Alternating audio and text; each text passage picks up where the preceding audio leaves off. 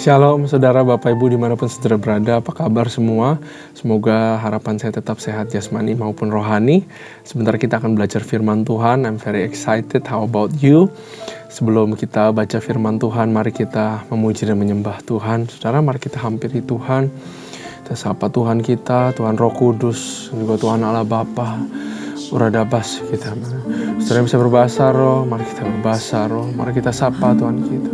Kita perlu Engkau ya Tuhan, kami perlu hadirat-Mu. We need you alone, kami butuh Kau Tuhan.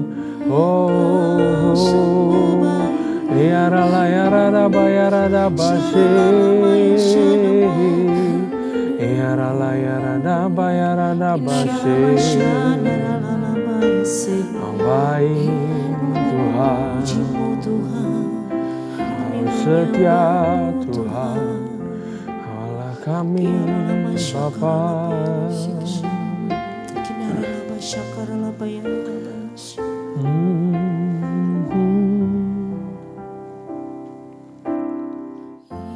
Yesus, Kau sungguh baik.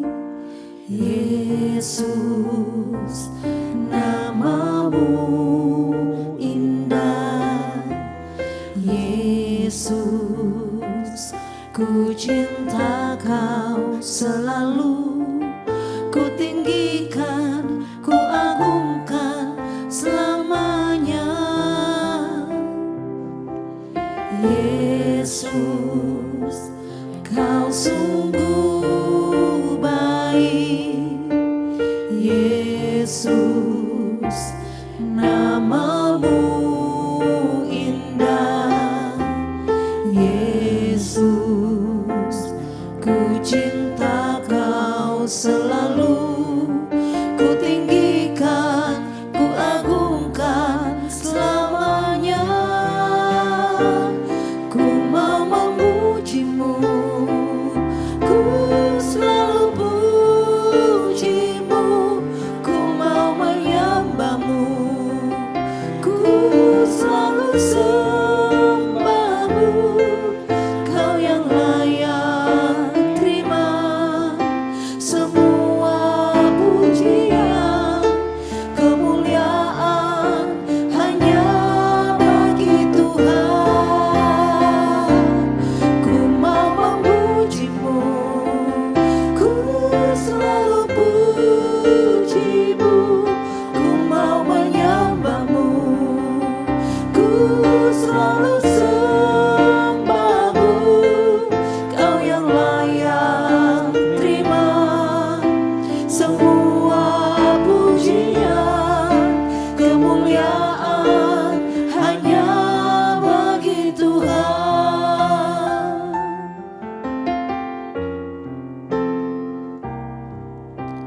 Yesus, Kau sungguh baik. Yesus, nama-Mu indah. Yesus, ku cinta Kau selalu, ku tinggikan, ku agungkan selamanya. Yesus, Kau sungguh baik. Yesus, nama-Mu indah. Yesus, ku cinta Kau selalu, ku tinggikan, ku agungkan selamanya.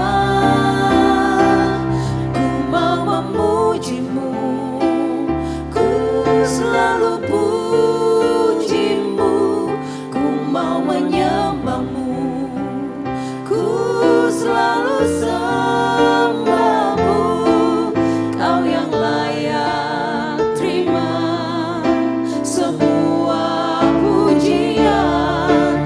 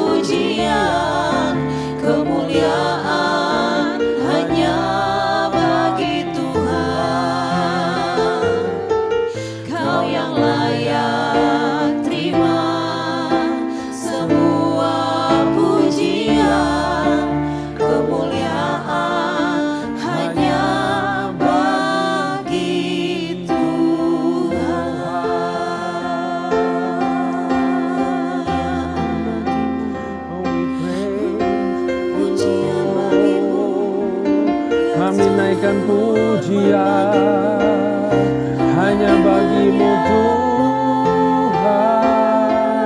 Haleluya. Oh yes you Lord. Urada bayarana baje. Yarada bayarana baje.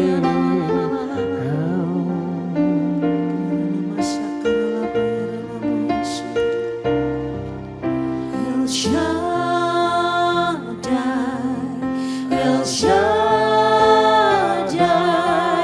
Allah Maha Kuasa. Dia besar, Dia besar. El Shaddai mulia. El Shaddai, El Shaddai, Allah Maha Kuasa. Berkat-Nya melimpah. El Shaddai,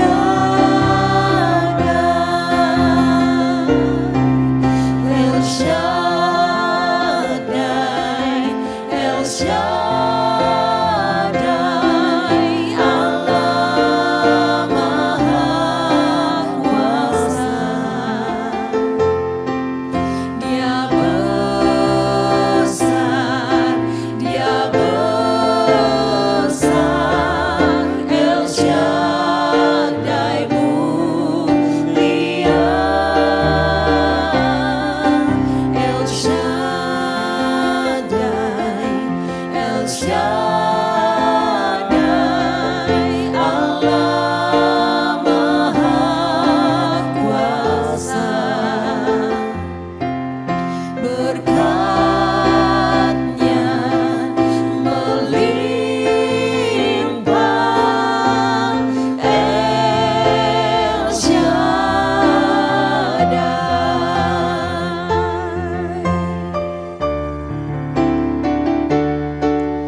El Shaddai, El Shaddai,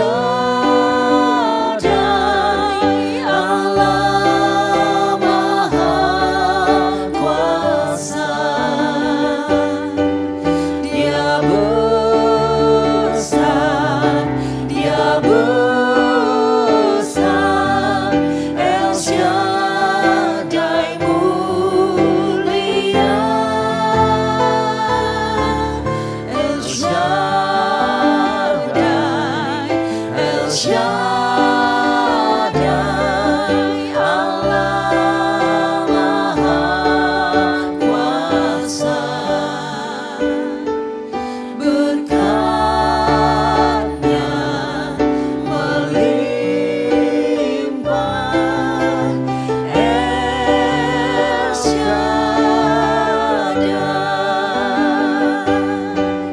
Berkat-Nya melimpah. El Shaddai.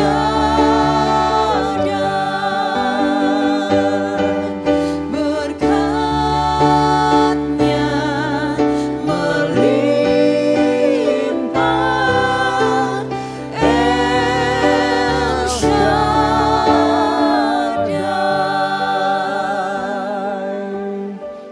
Yarada bayarada baje. Hawalah yang penuh kuasa, Hawalah yang hebat, Hawalah kami. Haleluya. Thank you Jesus. Makasih Tuhan, Hawalah yang penuh kuasa, Hawalah El Shaddai Tuhan. Bersyukur Bapa. You are great. Praise be unto you Lord Jesus. Bapa, berkati pembelajaran firman Tuhan pada hari ini.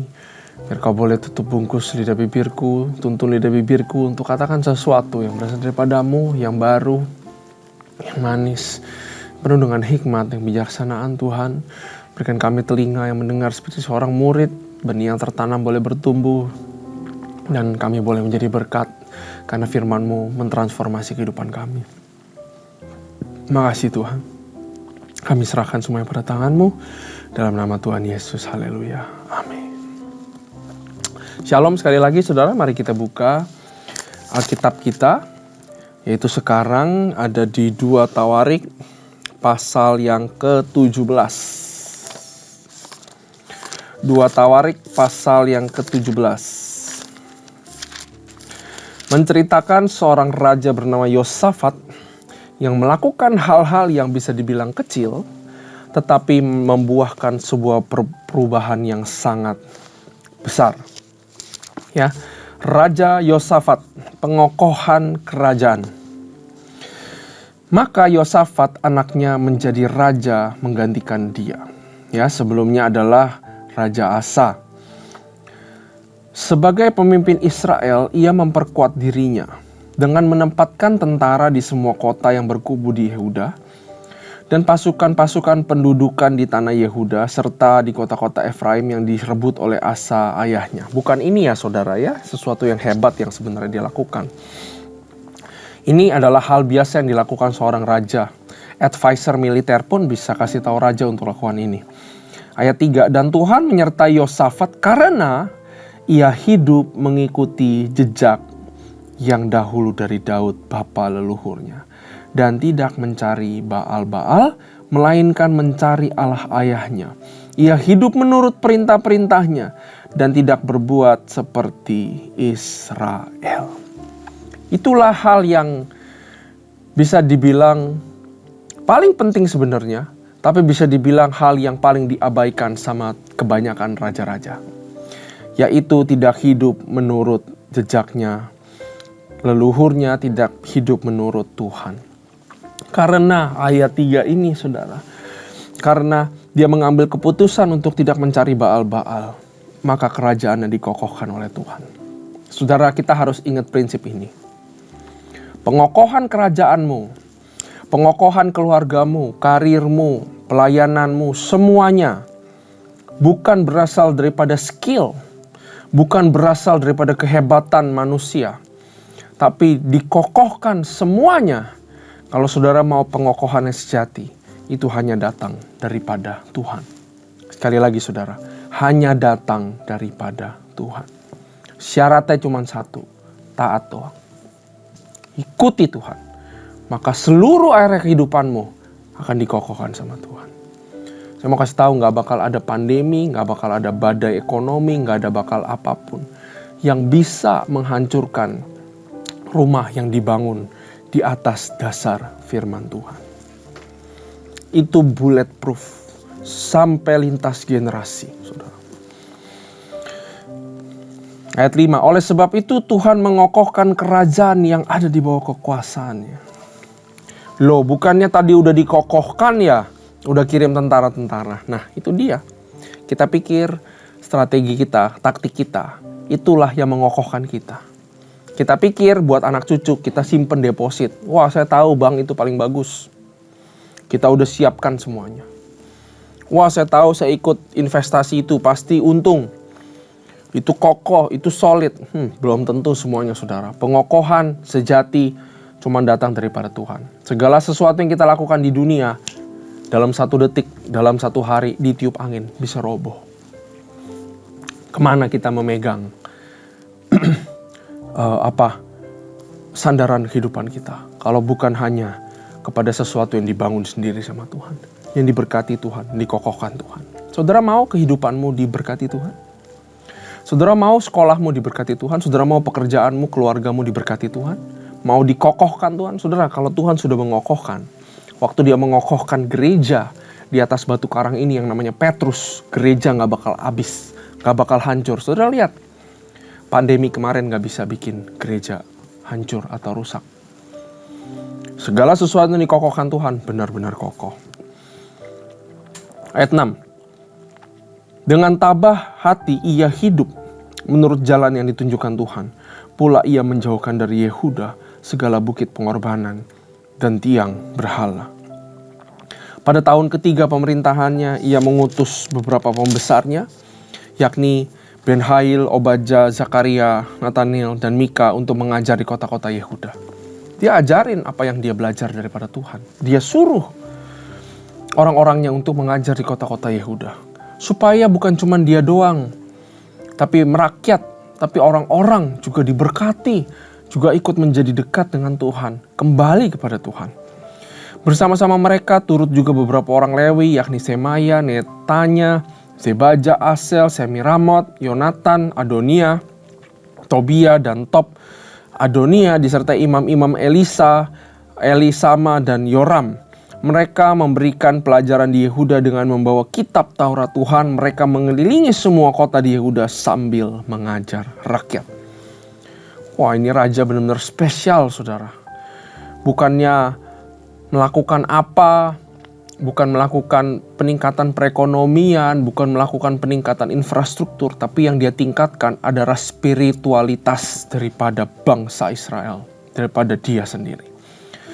Nah, ini sebuah hint buat kita, saudara, bahwa tahukah kita, saudara, bahwa apa yang di luar, apa yang eksternal, semua berasal daripada apa yang spiritual. Segala sesuatu yang kuat spiritualnya, maka akan menghasilkan juga yang eksternal juga menjadi kuat. Yang penting adalah yang di dalam. Ayat 10. Ketakutan yang dari Tuhan menimpa semua kerajaan di negeri sekeliling Yehuda, sehingga mereka tidak berani berperang melawan Yosafat. Gak perlu training, gak perlu rekrut rakyat jadi soldier, gak perlu perang, gak perlu merebut. Musuh-musuh takut gemetaran kalau ada Tuhan di dalam kerajaan, di dalam organisasi, di dalam circle, saudara. Sama seperti Yosafat.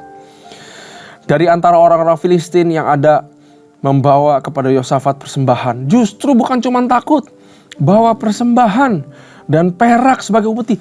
Ketika ada hadirat Tuhan, musuh itu tunduk, saudara. Dia tadinya mau hancurin dirimu, tapi malah memberkatimu. Itu hidup sama Tuhan. Itu hidup jalan sama Tuhan tuh begitu. Juga orang-orang Arab membawa kepada kambing domba jantan 7.700 ekor dan kambing jantan 7.700 ekor. Yosafat makin lama makin kuat, menjadi luar biasa kuat. Di Yehuda ia membangun benteng-benteng dan kota-kota perbekalan. Banyak perbekalan di kota-kota Yehuda. Apa yang biasa dikejar orang, ini mengejar Yosafat. Karena dia ikut hidup, tabah hati katanya, mengikuti Tuhan. Itu adalah ganjaran orang yang mencari kerajaannya terlebih dahulu. Semuanya ditambahkan sama Tuhan kepadanya. Apakah dia mencari? Tidak. Ditambahkan? Yes. Apakah dia mengejar? Tidak. Malah yang lain itu yang mengejar orang-orang yang hidup sama Tuhan secara sungguh-sungguh. Itu ganjarannya. Orang-orang perangnya ada di Yerusalem, semua pahlawan gagah perkasa. Ayat 14, inilah daftar kesatuan mereka. Menurut pokok mereka, panglima-panglima dari Yehuda ialah Panglima Atna dengan 303.000 pahlawan yang gagah perkasa. Di samping dia Panglima Yonatan dengan 280.000 orang. Dan di samping dia Amasya bin Zikri dengan sukarela telah menyerahkan dirinya kepada Tuhan dengan 200.000 pahlawan yang gagah perkasa. Dan dari Benyamin ialah Eliada, seorang pahlawan yang gagah perkasa dengan 200.000 orang yang bersenjatakan busur dan perisai. Di samping dia Yozabat dengan 180.000 orang yang bersenjata untuk berperang. Mereka itulah yang bertugas pada raja. Selain daripada mereka yang ditempatkan raja di kota-kota yang berkubu di seluruh Yehuda. Kita bisa lihat, saudara, apa yang kita bisa belajar. Perubahan besar dimulai daripada hal kecil. Hal kecilnya apa, saudara? Yaitu taat sama Tuhan. Ikut sama Tuhan. Pelan-pelan berjalan sama Tuhan. Perubahan besar terjadi karena ini. Yosafat mengikuti dan mencari Tuhan. Dia mengelilingi dirinya dengan orang-orang yang juga mempunyai value yang sama. Pengajar-pengajar, imam-imam. Makanya dia utus semuanya ke kota-kota untuk mengajar. Dia dikelilingi dengan orang-orang punya value yang sama yang mau ngikut Tuhan. Punyakah saudara orang-orang itu di sekelilingmu? Dia percaya sama janjinya Tuhan. Dia praise and worship God. Dia berusaha mendekatkan diri kepada Tuhan. Sehingga Tuhan memberikan pengokohan kepada kerajaannya. Dia tahu yang namanya unity. Tapi kita tahu sesempurnanya seseorang seperti Yosafat, saudara. Nanti dia ada keceleknya, dia ada celahnya. Dia aliansi sama yang namanya Ahab. Jadinya dia anaknya dinikahin, saudara, sama anaknya Ahab. Ahab yang Israel, yang suami daripada Jezebel yang jahat itu. Cuman gara-gara itu doang, padahal niatnya baik. Niatnya untuk membangun aliansi supaya ada damai sejahtera. Dia pengen seperti Salomo. Dia baca dari Daud, Salomo, dia gak pengen seperti Daud, banyak civil war. Daud sendiri diberontak sama anaknya Absalom, kalau saudara ingat. Lalu Salomo, tapi semuanya damai sukacita. Dia belajar, saudara, dari atasnya. Tapi itulah kesalahannya. Dia aliansi sama Israel, sama Ahab. Di situ titik mulai penyembahan berhala nanti itu masuk. Belum ada di sini, tapi nanti saudara pasti akan melihat. Ya, apa yang kita bisa belajar? Ya, saya mau berikan sesuatu yang saya dapat, saudara. Mendekatkanlah kita, mendekatkan dirilah kita kepada Tuhan, maka Dia akan mendekat kepada kita. Bukan artinya Tuhan gak dekat sama kita, tapi yang namanya dosa itu selalu menjauhkan yang namanya hubungan. Maka kita perlu bertobat dan mencari Tuhan, sehingga Dia akan mudah untuk mendekat dan memberikan sesuatu kepada kita di saat apapun yang kita perlukan, saudara. Bagaimana caranya belajar mendekat? Tadi kita udah lihat, taat. Taat adalah satu sarana paling mudah untuk mengalami Tuhan. Orang Kristen gak cuman boleh tahu Tuhan. Orang Kristen harus kenal Tuhan. Setelah kenal Tuhan, harus mengalami Tuhan. Itu baru namanya kepenuhan. Kepenuhan bukan cuma tahu Tuhan siapa. Kepenuhan bukan cuma melayani. Kepenuhan itu adalah mengalami Tuhan. Dan bagaimana mengalami Tuhan? Adalah dengan kita mentaati firman Tuhan. Saudara, gak usah banyak-banyak. Contoh paling gampang. Ya, contoh untuk memberi sedekah atau perpuluhan, saudara. Kalau kita gak mentaati itu, saudara gak pernah bisa merasakan yang namanya mujizat 90% cukup. Kalau kita gak pernah taat, kita gak pernah merasakan mujizat 100% kurang, tapi 90% bisa cukup. Kita gak pernah bisa mengalami Tuhan kalau kita gak taat sama Tuhan. Berapa banyak orang yang memilih taat sama Tuhan, lalu dia mengalami sesuatu yang luar biasa dalam kehidupannya. Tuhan suruh memberi kepada satu orang. Kadang-kadang ada yang begitu, saudara. Memberi kepada satu orang. Saya kenal satu orang, dia pernah cerita. Tiba-tiba Tuhan suruh dia pergi ke satu tempat. Di situ dia bilang, kamu akan ketemu temanmu, kamu kasih semua isi dompetmu. Itu orangnya saya kenal. Dia taat aja, saudara. Dan dia kasih semua isi dompetnya ke orang itu. Nih. Dan seketika orang itu menangis luar biasa. Dan yang isi dompetnya itu benar-benar dihitung jumlahnya. Exactly. Tepat seperti yang dia butuhkan. Dia cuma taat. Tapi dia mengalami Tuhan. Apakah pertanyaannya kita mengalami Tuhan? Yosafat mengalami Tuhan di dalam kerajaannya. Hal-hal mustahil terjadi. Pertanyaan kepada saudara. Apa saudara hidup begitu-begitu aja? Gak pernah alamin mujizat apa-apa. Mungkin kita gak taat. Maka kita gak mengalami Tuhan. Dekatkanlah diri kita kepada Tuhan. Yosafat nanya kepada Tuhan. Yosafat mendekatkan diri kepada Tuhan. Salah satu cara mendekatkan diri kepada Tuhan adalah dengan doa. Doa bukan minta-minta. Tapi doa adalah komunikasi. Artinya doa adalah membangun relasi kepada Tuhan. Doa adalah sarana untuk kita mendekatkan diri kepada Tuhan. Karena yang sering menjauh daripada Tuhan itu kita. Bukan Tuhan. Firman Tuhan berkata di 2 Tawarik ya saudara. Dan umatku yang atas namanya ku disebut merendahkan diri, berdoa dan mencari wajahku. Lalu berbalik dari jalan-jalan yang jahat.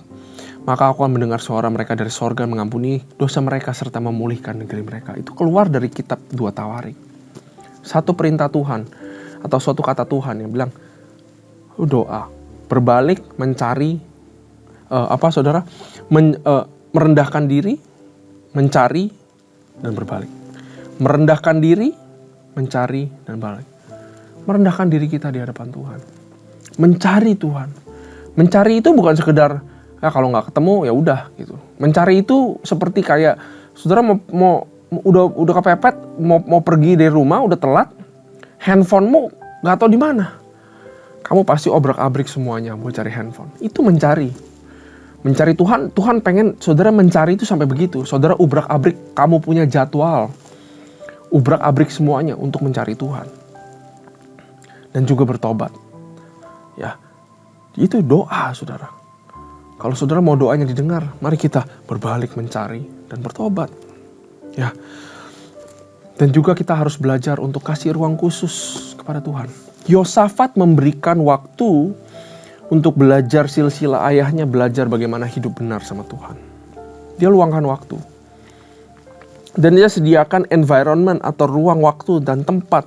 Dia kirim semua pengajar-pengajar dia untuk ajarin Taurat. Berbalik kepada Tuhan, kepada rakyatnya. Kita pun harus berikan waktu dan ruang dalam 24 jam kita untuk berdoa dan mendekat kepada Tuhan. Makanya firman Tuhan bilang, masuklah ke dalam kamarmu yang tersembunyi. Berikan aku tempat yang sakral di dalam kehidupanmu. Berikan aku tempat yang sakral di dalam rumahmu. Sehingga ketika kamu masuk, kamu itu tujuan ke sana hanya untuk berdoa. Punyakah kita tempat seperti itu di kehidupan sehari-hari kita? Berikanlah waktu buat Tuhan. Entah itu kapan, tapi komit sama itu. Kalau saudara cuma bisa komit 15 menit, saudara komit 15 menit. Setiap hari, di satu tempat, di jam yang sama. Maka Tuhan akan menghargai perbuatanmu. Dan dia akan hadir di situ katanya. Dia akan hadir di tempat yang tersembunyi. Saudara tersembunyi artinya saudara selipkan itu di dalam satu waktu schedule-mu. Dan Tuhan hadir di situ. Dan saya mau beritahu saudara, kalau Tuhan hadir di situ, maka kita akan mengalami seperti yang Yosafat alami. Mari kita berdoa. Terima kasih Tuhan buat firman-Mu yang mengajarkan kami untuk mencari Engkau seperti Yosafat mencari Engkau. Ajari kami untuk mengalami Engkau dan taat terhadap firman-Mu. Terima kasih Tuhan. You are so great. Berikan kami revelation ini. Kau ajaib ya Tuhan. Berkati kami supaya kami terus semangat membaca pasal selanjutnya. Pasal selanjutnya very, very wonderful. Terima kasih Tuhan. Hanya di dalam nama Tuhan Yesus. Haleluya. Amin. Tuhan Yesus memberkati.